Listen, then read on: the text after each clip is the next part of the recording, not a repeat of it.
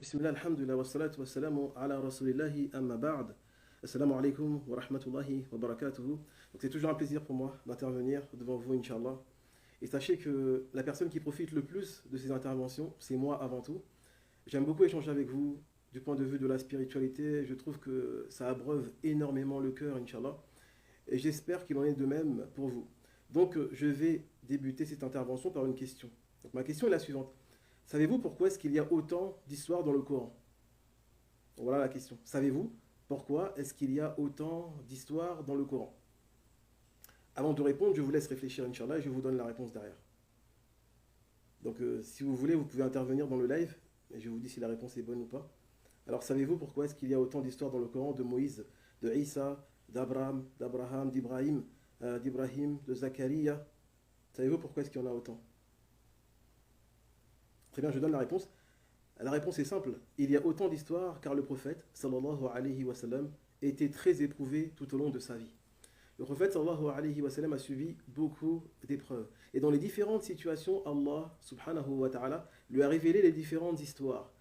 L'histoire de Joseph, l'histoire d'Ibrahim, l'histoire de Moussa, dans différentes situations de sa vie. Et ces histoires étaient en concordance avec les différentes épreuves qu'il subissait. Donc la multitude d'épreuves dans le Coran est une preuve du fait que le prophète sallallahu alayhi wa sallam était très éprouvé. Donc la multitude d'histoires plutôt qui remplissent le Coran sont une preuve des épreuves du prophète sallallahu alayhi wa sallam. Donc il y a beaucoup d'histoires, nous comprenons que le prophète sallallahu alayhi wa sallam était très éprouvé. Très bien. Quel était le but de ces épreuves-là? Quel était le but de ces histoires-là? Le but de ces histoires était de le raffermir. C'est-à-dire que lorsque le prophète était éprouvé, qu'Allah lui racontait l'histoire de Moussa par exemple, alors cela raffermissait son cœur. Il se disait, subhanallah, avant moi, il y a eu des prophètes qui ont subi la même chose que moi, voire pire, qui ont patienté avec leur peuple, qui ont été rejetés et qui ont patienté. Allah a beaucoup aimé ce comportement, il me raconte pour que je fasse de même. Donc il était raffermi par ces histoires-là. Très bien.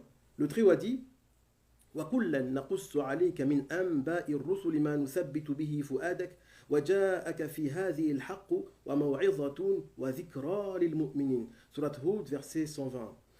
Et tout ce que nous te racontons des récits des messagers, c'est pour en raffermir ton cœur, comme le Très-Haut a dit.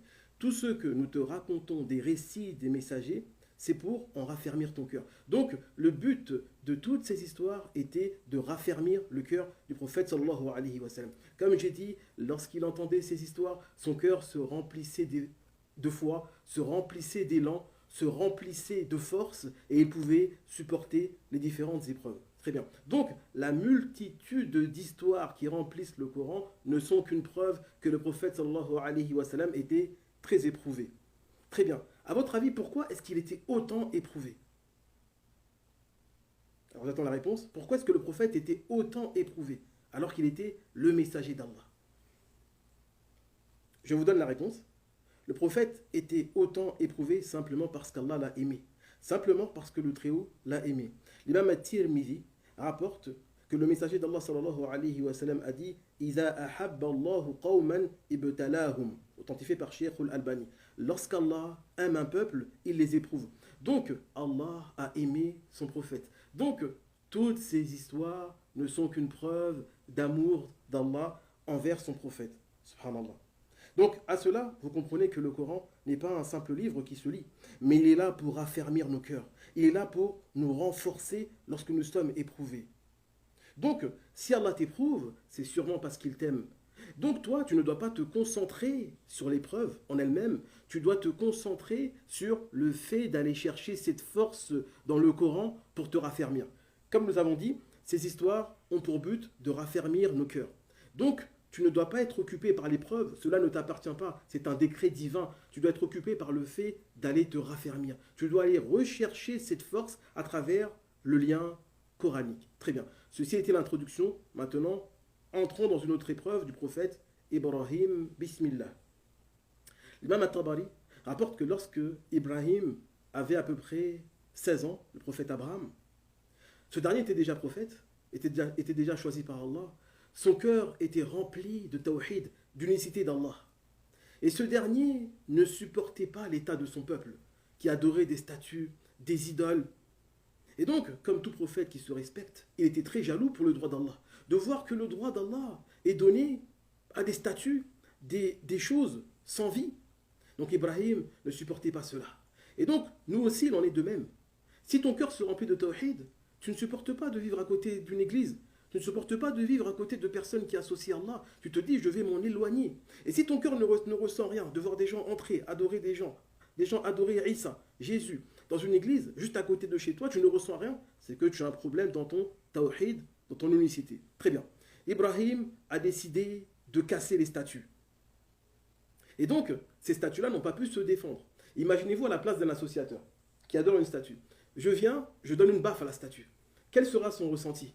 Il se dira, subhanallah, il n'a pas été foudroyé, il n'est pas mort, il ne lui est rien arrivé, ma divinité est soit faible, soit il y a un problème. Ibrahim a fait pire que ça, il a cassé les statues, il les a brisées. Et donc ceci est une preuve claire que ce sont des fausses divinités. Pourquoi? Parce qu'il les a cassées. Il a pu leur faire du tort, les atteindre, elles n'ont pu rien faire. Donc ce sont de fausses divinités. La preuve en est que nous, Allah est une vraie divinité. Nous avons la sourate dans le Coran qui s'appelle Suratul Fil. Lorsque Abraha, venant du Yémen, a décidé de détruire la Kaaba, accompagné de plusieurs éléphants et d'une armée, Abraha ne s'est pas attaqué à Allah, il s'est juste attaqué à l'une de ses demeures. Que s'est-il passé? Allah subhanahu wa ta'ala a dit Alam tara kayfa fa'ala rabbuka bi ashabil fil alam yaj'al kaydahum fi tadlil wa arsala alayhim tayran ababil tarmihim bi hijaratin min sijil faja'alahum ka'asfin ma'kul. La finalité, c'est qu'il leur envoyait des oiseaux par volée qui leur ont lancé des pierres et ils ont été semblables à de la paille mâchée. Ils ont été totalement détruits. Pourquoi? Parce qu'ils ont essayé de s'attaquer à l'une des demeures d'Allah. Là, Ibrahim a cassé les statues, il ne s'est rien passé. Ce sont simplement de fausses divinités. À cela, j'attire votre attention sur une chose. C'est qu'on voit que c'est une question de guider. Pourquoi? Parce qu'aujourd'hui, si tu adores Allah, sans aller l'associer, et tu trouves stupide d'adorer une statue, sache que ce n'est pas grâce à toi. C'est parce que tu as été choisi, c'est parce qu'Allah t'a guidé. Ce n'est pas une question d'intelligence, c'est une question de guider. Il y a des médecins, il y a des avocats, il y a des ingénieurs, il y a des cadres qui adorent des vaches, qui adorent des statues, qui se prosternent devant elles, qui émolent pour elles. Elles ne trouvent pas ça idiot. On ne peut pas dire non plus que ce sont des idiots. Ils sont surdiplômés. Mais cela ne revient pas à l'intelligence. Cela revient à la guider. Donc, remerciez Allah d'avoir été guidé et de trouver stupide d'adorer des statues. Très bien. Donc, فَجَعَلَهُمْ جُزَاذًا إِلَّا كَبِيرًا لَهُمْ لَعَلَّهُمْ إِلَيْهِ يَرْجِعُونَ. Ibrahim a réduit les statues en miettes. Il les a cassées. Très bien. Et donc là, le peuple a eu un moment d'hésitation, un moment de trouble. Ils ont commencé à se disputer, à se dire, mais est-ce réellement des divinités? Ils n'ont pas pu se défendre. Ensuite, Ibrahim a rajouté une couche. Il a laissé la plus grande. Et il a dit, peut-être que c'est elle qui l'a cassée, demandez-lui. Elle n'a pas pu répondre, ces statues. Donc là, ils étaient encore plus plongés dans le trouble, le doute. Et donc, il a atteint son but, au final, Ibrahim. C'était de provoquer ce doute-là, afin qu'il se réveille. Mais que s'est-il passé? Ils ont replongé dans leur égarement. Ils se sont dit, mais nous savons que nos statues ne parlent pas. Ils se moquent de nous. Et donc, à l'image de toute personne forte, puissante, qui a le pouvoir, mais qui est à court d'arguments, ils ont dit, nous allons employer la force.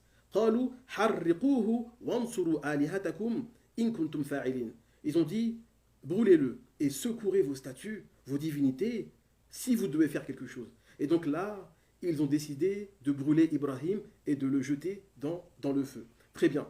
À ce moment-là, nous entrons dans l'épreuve d'Ibrahim. Rappelez-vous que le but de ces interventions-là est de traiter les épreuves et les solutions qui nous permettent de patienter face à l'épreuve et d'être raffermis. Nous avons dit que parmi ces solutions-là, c'est de méditer sur les épreuves des prophètes, des personnes les plus pieuses, Inch'Allah. Très bien. Quelle fut l'épreuve d'Ibrahim? Ibn Kathir rapporte dans son ouvrage Al-Bidaya wal-Nihaya que le peuple d'Ibrahim l'ont attaché, l'ont emprisonné. Pendant ce temps-là, ils ont rempli une fosse de bois. Ils ont fait ça pendant plusieurs jours, voire plusieurs mois. Tout le monde a participé. Les vieux, les jeunes, tout niveau social a participé. Chacun mettait du bois pendant plusieurs jours. Imaginez-vous les tonnes de bois qui étaient rassemblées dans cette fosse ou dans ce fossé. Et ensuite, une fois qu'il y avait beaucoup de bois, ils ont allumé le feu. Et le bois s'est embrasé. Et Ibn Kathir explique que le feu était tellement immense qu'il atteignait les cieux. Il était vraiment très haut et que même les oiseaux ressentaient cette chaleur. Et le feu étant trop grand, ils ne pouvaient pas y introduire Ibrahim. Qu'est-ce qu'ils ont dit? Nous allons le catapulter. Nous allons le jeter de loin pour ne pas, nous, être atteints par le feu. Donc, qu'est-ce qu'ils ont fait? Ils ont placé Ibrahim dans une catapulte. Et donc, lorsqu'Ibrahim fut au summum de l'épreuve, dans le creux de la catapulte, attendant d'être projeté, quelle fut sa dernière parole, à votre avis? A-t-il dit: Oh Allah, tu m'as abandonné? Pourquoi moi? Je ne t'adore pas assez? Pourquoi tu m'éprouves comme ça? Pourquoi mon enfant est malade? Pourquoi je divorce? Pourquoi je perds tel travail? Pourquoi? A-t-il agi comme ça? Non. Il a dit: Hasbi Allah wa ni'mal wakil. Voilà sa dernière parole avant d'être catapulté. Hasbi Allah wa ni'mal wakil. Allah me suffit et il est le meilleur des garants. Qu'est-ce que nous comprenons? Nous comprenons que au summum de l'épreuve, lorsque l'épreuve était la plus intense, Ibrahim n'a pas perdu confiance en Allah. Sa confiance était exactement la même. Il était fermement et intensément confiant en Allah subhanahu wa ta'ala. Et donc, c'est ce qui nous est demandé en fait. Lorsque tu es au summum de l'épreuve, c'est là que tu dois encore plus faire confiance en Allah. C'est là que tu dois te rappeler de l'histoire d'Ibrahim, qu'il était dans ce creux, qu'il allait être catapulté dans le feu. À ce moment-là, il ne connaissait pas l'issue. Mais que s'est-il passé? Il est resté fermement confiant en Allah. L'imam al-Bukhari rapporte qu'Ibn Abbas dit que le messager d'Allah sallallahu alayhi wa sallam a dit exactement la même parole. Hasbi Allah wa ni'mal wakil. À quel moment? Lorsqu'ils ont combattu à Uhud et qu'ils ont été mis en déroute ce jour-là par les non-musulmans, et donc ils avaient une issue pour pouvoir s'en aller et se sauver, alors qu'ils s'éloignaient et que les mécréants s'éloignaient aussi, la guerre est terminée, l'information leur est parvenue que les mécréants ont décidé de remettre ça, deuxième ronde, de revenir encore. Les mécréants se sont dit: mais nous y sommes presque, nous allons en terminer avec les musulmans. Ils sont à bout, ils ont des blessés, ils sont affaiblis, ils sont démoralisés. C'est le moment d'en finir. Et donc, Allah Ta'ala rapporte cette parole lorsqu'il a dit: الذين قال لهم الناس إن الناس قد جمعوا لكم فاخشوهم فزادهم إيمانا وقالوا حسبنا الله ونعم الوكيل. Ceux à qui les gens ont dit, certes les gens se sont rassemblés pour vous, craignez-les. Donc on leur a fait peur, on leur a dit: ils vont revenir, ils vont nous attaquer, ils vont nous tuer. Nous sommes faibles, nous sommes fatigués, nous sommes épuisés, nous avons des morts, des blessés. Nous n'avons pas la force de combattre une deuxième fois. Ayez peur. Qu'est-ce qui s'est passé? Allah Ta'ala rapporte ce qui se passait dans leur cœur. Et c'est pour ça que le meilleur récit est celui du Coran. Parce que c'est la vision divine. C'est Allah d'en haut qui nous raconte ce qu'il voyait. Les historiens peuvent nous raconter avec une vision humaine, mais la vision divine est toujours la meilleure. Donc Allah nous dit: Fazadahum imana. À ce moment-là, contrairement à ce qu'on pourrait se dire, leur foi a augmenté. Subhanallah. Comme Ibrahim, au summum de l'épreuve, ils se sont dit: ils vont revenir nous attaquer, au lieu de désespérer, de dire: on est perdu d'avance, on n'a plus de force, on ne peut pas combattre une deuxième fois. On allait presque perdre, là ils vont revenir. Non, leur foi, Allah Ta'ala dit: Fazadahum imana. Leur foi a augmenté. Très bien. Quand irons-nous? C'est ainsi que nous devons être. Quelle est la différence entre eux et nous? La différence entre eux et nous, c'est que ces derniers connaissent Allah. Lorsque tu connais Allah, tu vas interpréter ces faits par de bonnes interprétations. Je suis à la hauteur de ce que mon serviteur pense de moi, comme le Très-Haut a dit. C'est-à-dire que ces gens-là ont une bonne opinion d'Allah. Ils se disent: mais Allah nous aime en fait. S'il nous fait ça, c'est parce qu'il nous veut du bien. Il veut nous élever. Il veut nous donner mieux. Donc leur foi va augmenter. Contrairement à beaucoup d'entre nous, lorsque l'épreuve est encore plus intense, on faiblit, la foi baisse, on désespère d'Allah. C'est l'inverse qu'il faut être. Lorsque l'épreuve augmente, c'est une preuve qu'Allah Ta'ala t'aime vraiment. Et eux, comprenez ces sens-là. Donc, que s'est-il passé? Ils ont dit: Hasbunallah wa ni'mal wakil. La même parole qu'Ibrahim. Allah nous suffit et c'est le meilleur des garants. Quelle belle parole. Que s'est-il passé ensuite? فانقلبوا بنعمة من الله وفضل ولم يمسسهم سوء واتبعوا رضوان الله. Que s'est-il passé?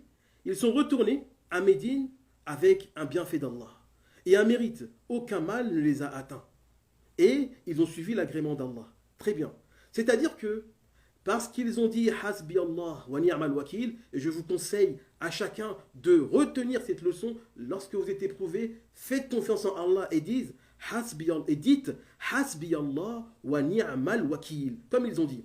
Que s'est-il passé? Allah subhanahu wa ta'ala a enlevé du cœur des mécréants l'envie de les attaquer. Les mécréants se retournent à la Mecque et les musulmans sont retournés à Médine sains et saufs, sans avoir combattu, et ils ont eu la rétribution immense d'avoir eu dans leur cœur cette grande confiance en Allah. Et Allah subhanahu wa ta'ala est le possesseur, comme il a dit, de la grande rétribution, du grand mérite. Et donc, au jour dernier, ils retrouveront cette récompense d'avoir fait confiance à Allah. Donc ici, l'intervention divine était qu'Allah Ta'ala est éloigné de les mécréants. Pourquoi? Parce qu'ils ont dit Hasbi Allah wa ni'mal wakil, ils ont fait confiance en Allah. Et dans l'au-delà, ils auront une récompense encore plus grande. Allah Ta'ala dit dans le verset Wattaba'u ridwan Allah. Ils ont suivi l'agrément d'Allah. Qu'est-ce que cela signifie? Lorsque tu es éprouvé, tu dois suivre l'agrément d'Allah. Ne va pas vers le haram, ne va pas chercher une issue dans le haram. C'est-à-dire que tu perds confiance en Allah et tu vas perdre toute la récompense et tu vas perdre encore plus que cela, l'intervention divine qui vient après. On voit que pour eux, l'intervention divine, Allah a arraché des cœurs des mécréants l'envie de les attaquer. Revenons à Ibrahim maintenant. Quelle fut l'intervention divine pour Ibrahim, pour Abraham, lorsqu'il a dit Hasbi Allah wa ni'mal wakil? Très bien. Avant d'évoquer cette intervention divine, il s'est passé une chose étrange et incroyable évoquée par plusieurs salafs, plusieurs pieux prédécesseurs. Ils disent que lorsqu'Abraham a été catapulté et qu'il était dans le ciel, en train de transiter entre la catapulte et le feu, là, l'ange Gabriel se présenta à Ibrahim en plein vol. Il lui dit « As-tu besoin de quelque chose ?» Ibrahim a dit « Si c'est de toi, non. Si c'est d'Allah, oui. » Subhanallah. Si c'est de toi, non. Si c'est d'Allah, oui. Chacun doit se mettre à la place d'Ibrahim. Ibrahim ne connaît pas l'issue. Pour lui, il va retomber dans le feu. Il se peut qu'il brûle.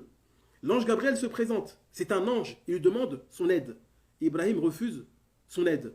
Très bien. Ibn al-Qayyim al-Jawziyya, dans l'ouvrage qui se nomme Bada'i' al-Tafsir, dit que l'ange Gabriel a voulu tester la confiance d'Ibrahim. Pourquoi? Comme il dit, parce qu'à ce moment-là, lorsqu'une personne est au summum de l'épreuve et qu'il ne voit pas l'issue, en règle générale, c'est à ce moment-là que les gens désespèrent. Donc il a voulu voir, est-ce que la confiance d'Ibrahim a diminué? Et donc il s'est présenté à lui, il lui a proposé son aide. Et la réponse d'Ibrahim prouve clairement qu'il avait à 100% confiance en Allah subhanahu wa ta'ala. Très bien. Quelle est l'intervention divine pour Ibrahim? La voici. Qulna ya naru kuni bardan wa salaman ala Ibrahim. Nous dîmes au feu, soit pour Abraham, une fraîcheur et un salut. Subhanallah. Voilà l'issue d'Abraham. Allah subhanahu wa ta'ala a dit au feu, soit fraîcheur et un salut pour Ibrahim. Très bien, nous allons décortiquer l'ordre d'Allah. Qulna, en langue arabe, cela signifie nous avons dit. Pourquoi Allah Ta'ala dit nous? En règle générale, lorsqu'Allah Ta'ala dit nous, c'est pour proclamer sa grandeur. C'est qu'une grande chose va suivre. Ça veut dire qu'il se nounoie. En langue française, il y a le vouvoiement. Il y a le vouvoiement. Vous allez bien. Puis-je faire quelque chose pour vous? En langue arabe, il y a le nounoiement. Le fait de dire nous. Et lorsqu'Allah Ta'ala dit nous, c'est pour proclamer sa grandeur. Donc, qulna, nous avons dit, ya naru kuni. Allah Ta'ala dit, ô feu, soit. En règle générale, Allah, il lui suffit de donner un ordre. Kun fayakun, soit et c'est. Ici, il va développer l'ordre. Il va dire, ya naru kuni bardan. Donc il a précisé, ô feu, soit fraîcheur. Très bien. Les commentateurs du Coran disent que si Allah s'était arrêté là, ô feu, soit fraîcheur, la fraîcheur du feu aurait nui à Ibrahim. Et donc il a rajouté wa salaman, et soit paix, soit salut, ne nuit pas à Abraham. Très bien.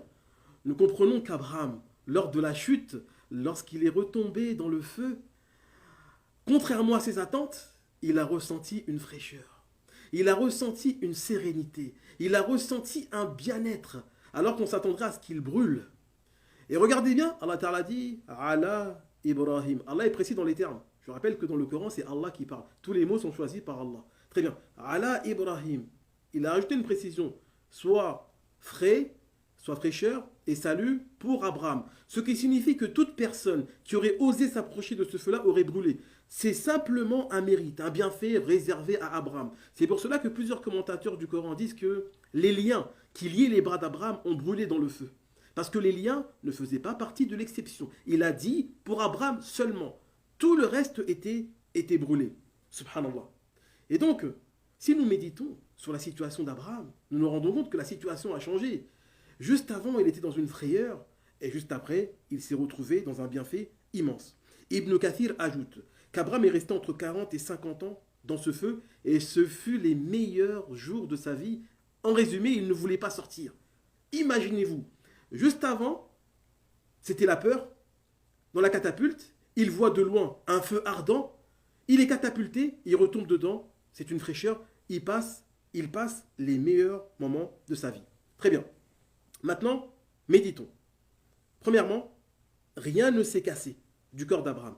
Il a été préservé, il a atterri de la bonne manière. Deuxièmement, il a passé les meilleurs jours de sa vie. C'est-à-dire qu'il vivait une sérénité et une fraîcheur sans pareil. Troisièmement, il fut un signe pour son peuple. C'est-à-dire que le tawhid, l'unicité, a triomphé. Que vont-ils dire après ça? Où sont vos divinités? Sont-elles capables de faire la même chose? De rendre un feu froid? La particularité du feu est de brûler. Allah a arraché cette particularité. Le feu est devenu frais. Très bien. Et donc là, nous avons vu l'intervention divine pour Abraham. Comme je dis, nous sommes éprouvés. Si nous agissons de la bonne manière, attendez-vous, vous aussi, à l'intervention divine. Très bien. J'attire votre attention sur une chose. Ce Seigneur puissant, grandiose, qui a agi pour Ibrahim, est exactement le même pour nous. C'est celui que tu adores lorsque tu fais les 5 prières. C'est celui que tu adores pendant le Ramadan. Pourquoi est-ce que je précise cela? Car lorsque nous lisons ce type d'histoire, nous croyons qu'il s'agit d'un autre Seigneur. Il n'était puissant que pour Abraham. Nous oublions que c'est ce même Seigneur qui nous éprouve aussi. C'est comme si Allah subhanahu wa ta'ala nous dit, je suis le même. Ce Seigneur puissant, qui était puissant avec Abraham, je le serai aussi avec toi si tu agis de la même manière. Très bien. Quelle est la différence avec Abraham? Entre nous et Abraham, c'est le degré de confiance et de bonne opinion qu'avait Abraham. Abraham était très confiant. Et il avait une bonne opinion d'Allah et se dit, je suis un croyant, j'ai fait du bien. J'ai voulu défendre l'unicité, mais pourquoi Allah me ferait du mal?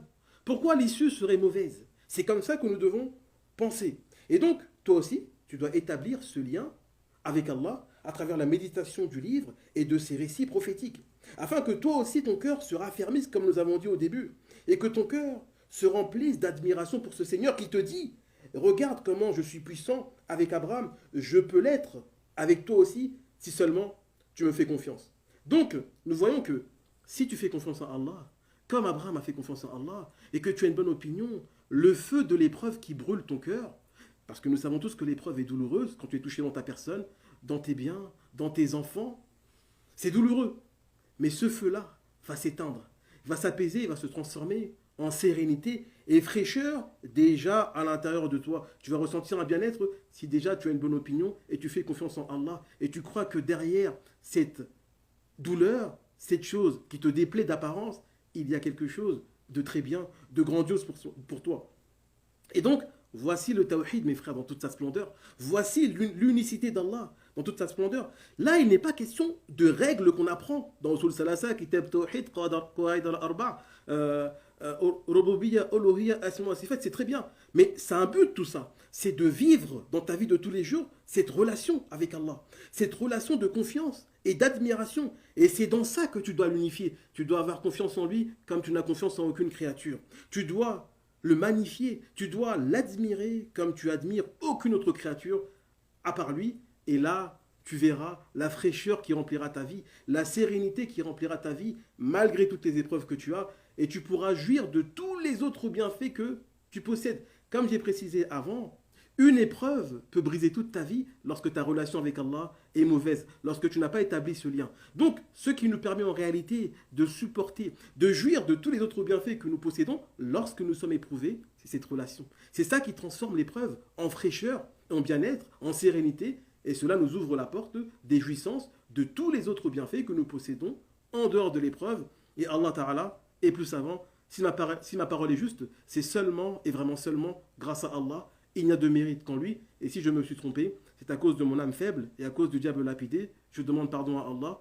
Wallahu ta'ala a'lam. Wassalamu alaykum wa rahmatullah.